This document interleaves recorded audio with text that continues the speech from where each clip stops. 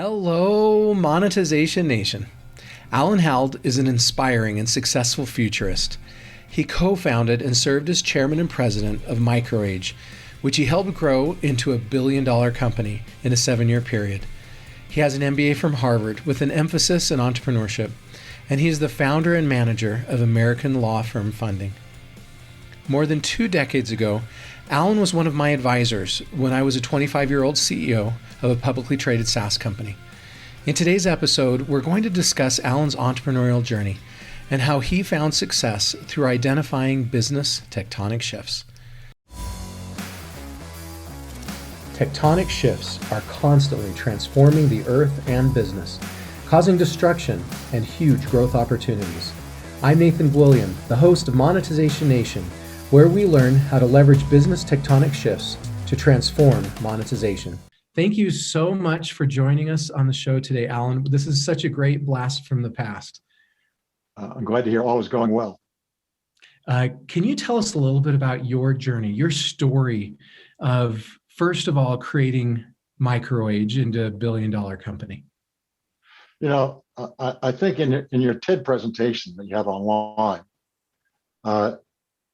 the idea of passion is a strong motivator and extremely important to being effective and successful in business and what other people might call lucky if you have to become successful. And the key thing to me is to identify something you do have passion in. And ironically, it had nothing to do with really computers. If you go back to the early 70s, I came out of the Army. I went to Phoenix to get a job. I was newly married, struggling a little bit. Took me 6 months to find work, but which was very frustrating. Then I got involved in what became a passion, which is future studies, through a friend of mine. And I started the Phoenix chapter of the World Future Society in 1973. And I got very involved. I taught future studies for a number of years. And what I realized is that when you talk about the future, you just can't say, this science fiction thing will happen, this will occur. What you really have to look at is some underlying patterns that might give you a hint as to how the world is changing and how new opportunities as a result of that are being created. In other words, you have to change the way you look at the world by identifying patterns and then projecting those patterns. And at that time, obviously, I was a baby boomer, and it was very early. Baby boomers, the front end, were in their early 20s. They were coming of age, just like any generation comes of age, like the generation today coming of age. And they have a big influence on what is about to happen in the society. So I identified several patterns that were emergent. One was the coming of age of the baby boom. You can argue today that's a different generation, coming of age of maybe the millennials or the X generation or the Z generation. The diffusion of microelectronics, and I didn't know what that meant, but I knew that microelectronics, which essentially emerged in the late 50s, was changing everything. You had miniaturized radios, you have all kinds of things, that miniaturized calculators, text instruments, speak and spell, which are actually still around, were using technology. Very limited, but it was moving very quickly. I saw the emergence of what I call many-to-many communications, because at that time, the baby boomer generation was involved in many-to-many communications without the use of the technology we have today.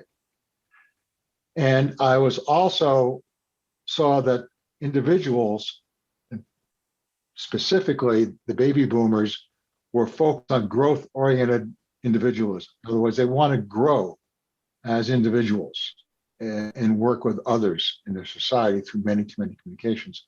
And like today, there was apparent crises at all different levels. So the kind of crises you had back then is potential nuclear Armageddon, all kinds of stuff. The emergence of issues about how to grow the economy, what to do with the environment, et cetera, civil rights, all just emergent and viewed as crises. So a lot of these things aren't unusual today, but how those patterns were then and how they emerged are quite different. The one that caught my attention out of all those things was the technology which may leverage all the other patterns. And that technology was microelectronics. So I taught this consistently, right, for years. And around 1975, I went to a convention in Washington, D.C., held by the World Future Society. It was a very exciting. There was a lot of tension involved because there was counterculture, all kinds of stuff going on in dialogue, communication, but forceful. Everyone had strong feelings. And on the way out, they had a place where there's a vendor place, right? And there's a guy standing on the chair hawking a magazine called Creative Computing by a guy named David Hall, who's the publisher. And I got a copy of Creative Computing and opened it up, and it said Altair Kit Computers for sale.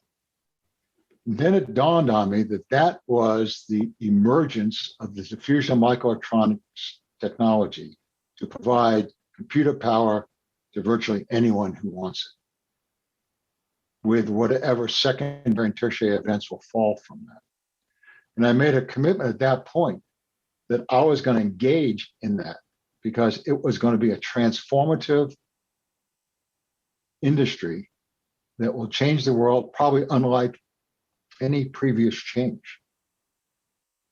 And I started a computer store with a business partner called the Bike Shop in 1976. It was the first computer store in Arizona, maybe the 12th in the world, and emerged into a company called MicroAge, which ultimately became a $6 billion company with 6,000 employees in the late 1990s. But it was all around the passion and vision, and the vision helped me see opportunities that I wouldn't otherwise have seen. And I didn't just sit on it and talk about it. I basically started to figure out, well, how can what I know, since I knew nothing about computers, basically. Well, I knew some because I was programming, I managed a group that programmed UNIVAC computers in a bank, but that had nothing really to do with this. So I really knew nothing about kit computers. I knew nothing about building kit computers, building any kind of electronic kit, but I was excited about it. So I was open to learn. And I realized that all my skills I developed up till then, I didn't really have to create new skills. I had the skills ready. I just had to reapply it to how things were changing in the world, which I did. You know, the idea of opening up a store, you know, that's an understood phenomenon. Selling kit computers is like selling anything else. So I could take skills I developed, learning how to run a business, learning how to grow a business. Well, I was trained in that. So I was ready to engage, along with many other people, by the way, in this endeavor. And then the last thing is, you know, you may feel you can see an opportunity, you know you can engage in it, but if you don't have the motivation to actually take action, well, it's an idea, and 20 years from now you regret having never done it. Right? Yeah. So my motivation at the time, well, one, I was young, just married, not making a lot of money, but that wasn't the issue. The motivation was I wanted to be involved. I had a passion to be involved in this dramatic change that I believe would occur in our society as a result of this lowly kit computer and what it can mean as it evolves into something much more substantial as a business system, as a personal computer. And at that time, we really didn't envision, handheld, well, we talked about it, but envision cell phones and what they would be. We just envisioned this technology would continue to expand and grow. So that's how I get started. And I think a lot of entrepreneurs, or would-be entrepreneurs, should follow a path like that. I mean, you should really look at the world and start rethinking how you see it and see if you can see things, patterns, and trends that would emerge and change the world around you, if not change the entire world, that would create new opportunities you could otherwise see had you not start considering those trends and patterns. And then once you see some, you're going to have to evaluate them in some way. But don't be discouraged if you think you don't have the skills or the experience or the understanding, because what you know now can be completely applied to something new in the future if you only spend some time to understand how that works. Yeah. Once you understand how something works, all kinds of traditional or skills and experience and understanding and knowledge can be reapplied to emergent future activities. You won't become obsolete. So you don't want to get discouraged that you're going to have to spend years figuring out how to develop the capability to get involved. And finally, the last thing you have to worry about is, how do I act? And a lot of times you act because you feel you have no resources, and so you don't do anything. But the reality of that is it's not a resource-constrained activity, especially in something that's a new opportunity. It's a motivation-constrained opportunity. So if you're motivated by passion, that's very powerful. Or if you're just motivated by the desire to survive because you're going bankrupt, that's also a very powerful motivator. So whatever motivates you allows you to act on the opportunity and bring what you know how to do into a new world that has different ways of getting things done. And that's really the key to making your business endeavor or entrepreneur idea fruitful. And it can be done on a small scale, or you may tie into a pattern or a change that's extremely transformative globally. In that case, you have an opportunity to build something very, very significant over time. Although the reality of it is not everybody gets a chance to do that. And it's really a function of some ideas of chance, being in the right place at the right time. But more than anything, is the motivation you have, specifically the kind of passion you have, coupled with the fact that you're resilient. You respond to failure as a learning experience, not as a defeat. And you look for solutions. So you talk about being able to identify these tectonic shifts by identifying patterns from the past and then layering them on what's happening in the world today. Did I state that correctly? Well, you can do both. Actually, I was looking at what I call emergent patterns. Okay. Because I was doing a generational shift, right? And then what I saw in that generation, like many-to-many communications, the fact that challenges were motivating everybody to get active and they're looking for things to do with that energy, the whole idea of diffusion of microelectronics, right? How did that all come together in an emerging? Well, it wouldn't if it wasn't all there as a package, or at least I perceived it as a package. So I saw that if indeed there was a kit computer, that the coming of age of the baby boomer, the need for the way we communicate, get things done, the fact that there's a lot of challenges in front of us would drive this technology beyond just being a kit. Right. If you didn't see all that, you would just say it was a kit computer, and who's going to make any for that? So how do people building kits unless you're a model builder? Right. So how do people improve their ability to see those tectonic shifts? How do they change their mindset so they can see them when they're happening? Well, it's opening up. You're aware of all this. It's not that you're not aware of these things, right? It's how you perceive them. So patterns are there, or at least they're perceptions, right? It's how you perceive them. And so the trick really becomes, as I think you would probably say, stepping out of the box, right? Mm-hmm. Stepping out of the box.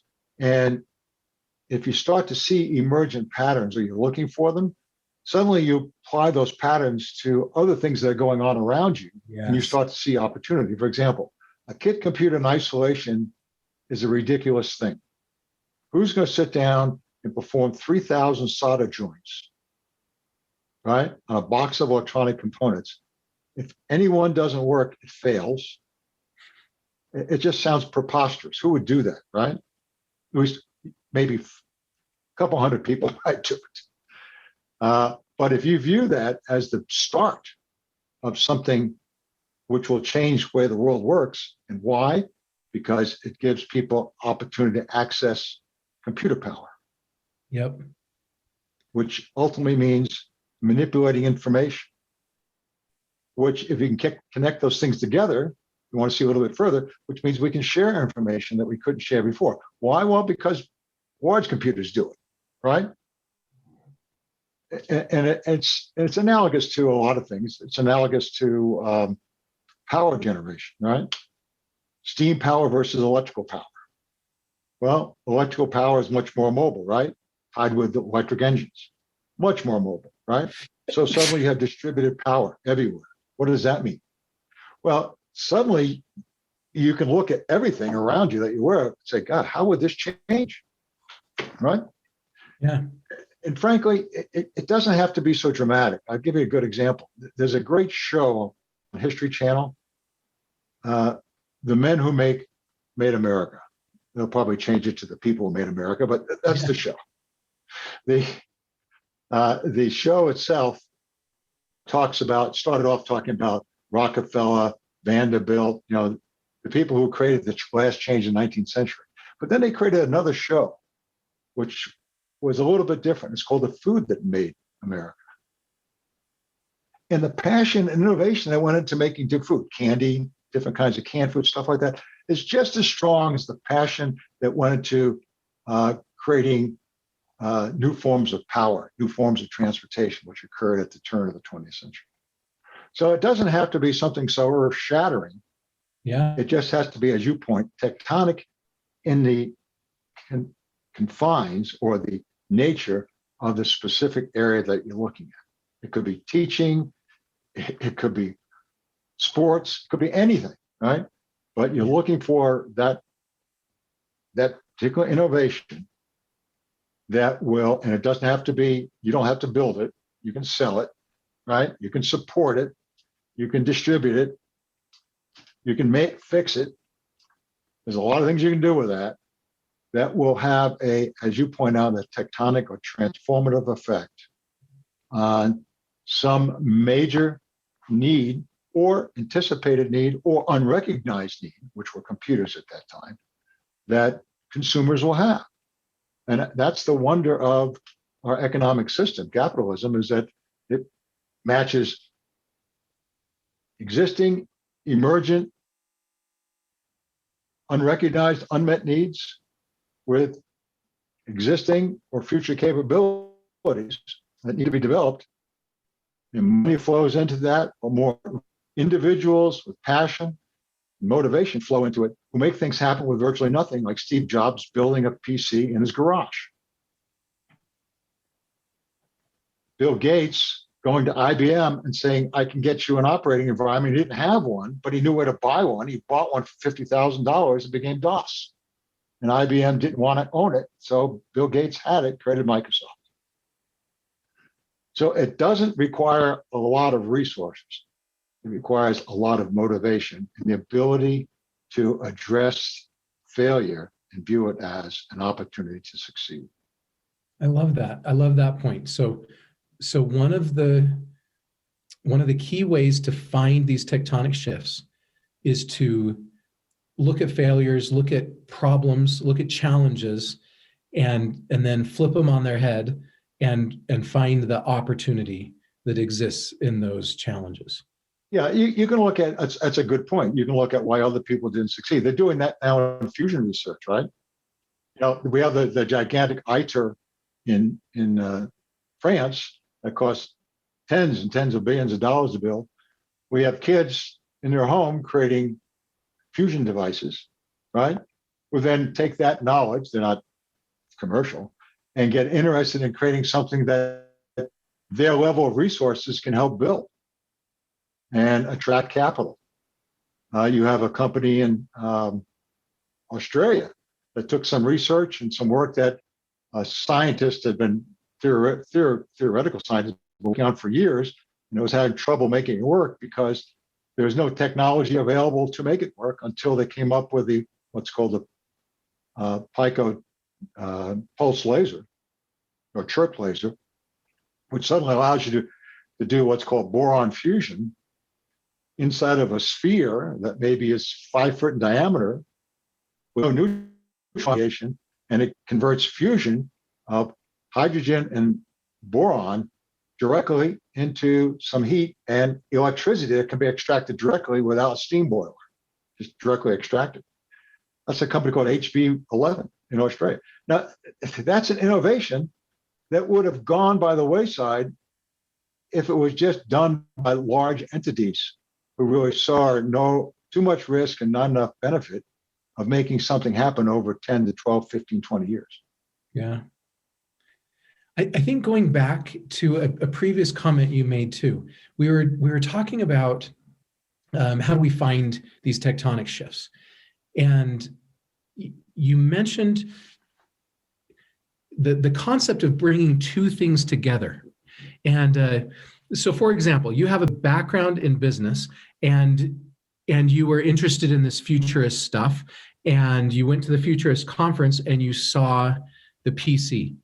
And so someone who has a background in business and sees the computer, they put those two things together and they see the value of one thing combined with something else, right? Taking the personal computer to the business. For example, I had some background with adoption, and the internet came out. And so in my mind, I said, okay, how can the internet help adoption? And I saw a tectonic shift for an industry by putting two things together.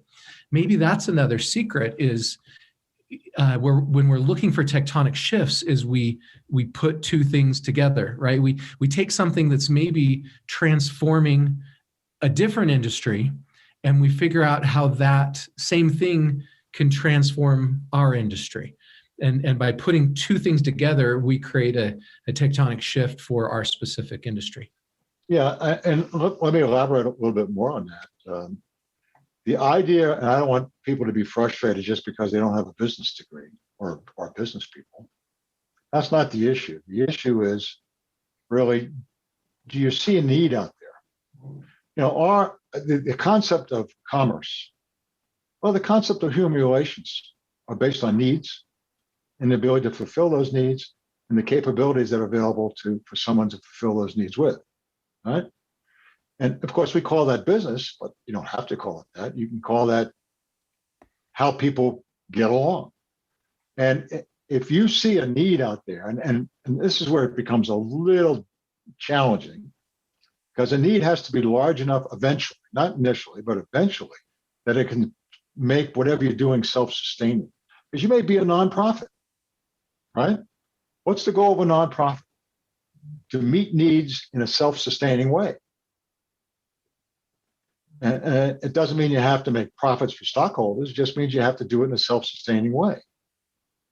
Now, to meet those needs, you have to understand the needs, and you have to determine whether the needs are large enough, not only today to allow you to get started, but even if they're not today, you may be able to invest your time in it until people recognize they have a need and you have a way to fulfill, you have the capability to fulfill those needs. That capability could be a product, could be a service, could be any number of software, right? And that's the mechanism by which you need to look at this. So don't get off put by the fact, oh, I don't have any business skills. I don't like business people. I don't like to sell. You know all the excuses why you don't do something. Say, look, I'm passionate about this. Maybe I can get the right people together to make it work, right? I see a need, maybe small now, but emerge if we do it this way, or if we have this product to go in there, or if something we can invent that would go in there, or service we can build that no one else has, or deliver in a way that's more cost effective or more effective overall, it'll meet a need that's there and emerging. And that's the basis of self-sustaining. If needs are emerging and people are willing to take their resources and support meeting those needs, in some cases just buying things, right? Other cases it's volunteer work, then it can be self-sustaining and grow. It's sort of like we're humans. I mean, to be self-sustaining, you have to eat food, the right food, right? You have to know where to get it. If you don't, you die. Same thing with businesses. So you don't really have to put up the barrier that, God, I'm not a business person to do this. Thank you so much, Alan, for sharing your stories and insights with us today.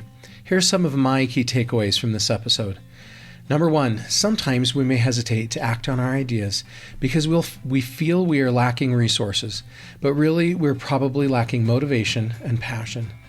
Number two, passion is one of the greatest motivators. If we are passionate about our businesses, we will be more likely to pursue the idea and take advantage of an opportunity. Number 3, we should look for underlying patterns and business tectonic shifts in the world and other industries that might give us a hint as to how the world and our industry is changing. Number 4, one of the key ways to find these tectonic shifts is to look at the biggest failures, problems, and challenges, and then create a better solution. Number 5, we can take our current knowledge and skills and apply them to a new emerging industry to help propel us towards success. If you want to learn more about Alan or connect with him, you can find him on LinkedIn, and there's a link to his LinkedIn profile in the blog post for this episode at monetizationnation.com. Do you want to be a better digital monetizer? Then please follow these channels to receive free digital monetization content. Number 1, please subscribe for free to the Monetization e-magazine at monetizationnation.com. Number 2, please subscribe to the Monetization Nation podcast and YouTube channel. Number 3, please follow Monetization Nation on Instagram and Twitter. How do you identify business tectonic shifts and patterns? Please join our private Monetization Nation Facebook group and share your insights with other digital monetizers. Thanks for joining me for this episode. I wish you success as you strive to identify the business tectonic shifts that you can leverage. Do you want to become a better digital monetizer? To receive great monetization stories and secrets, please go to monetizationnation.com and join free. And if you liked today's episode, please subscribe to the show and share it.